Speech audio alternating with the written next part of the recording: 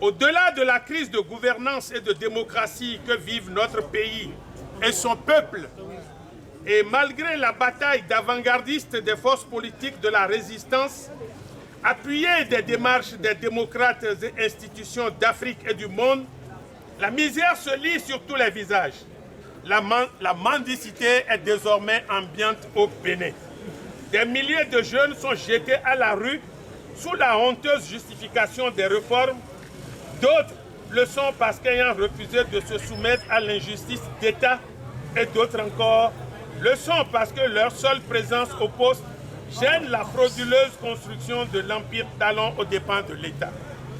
Et pourtant, les milliers de femmes et de jeunes, comme espérait le minimum de bonheur et de joie avec l'avènement du régime Talon. Essoufflé donc, le régime devient frileux et frappe à tort et à travers, comme si c'est en distribuant la peur à la place du pain ou en envoyant en prison les femmes et les jeunes qui crient leur ras-le-bol sur les réseaux sociaux que la croissance à 2 chiffres serait une réalité.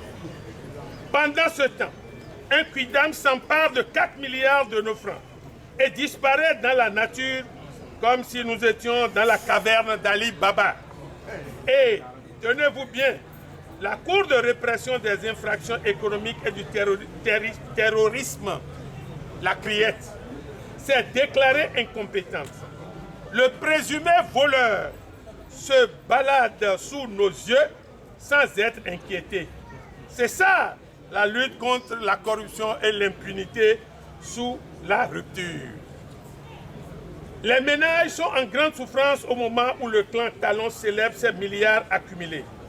Vivre désormais avec moins d'$1 par jour, soit moins de 500 francs CFA, devient un exploit au moment où les salaires des apatrides nommés députés ou ministres du désormais empereur de la République sont multipliés par 3, 4 ou 5. La position de la résistance reste claire, non négociable et intransigible. Les législatives du 28 avril 2019 sont illégales et illégitimes, nulles et de nul effet.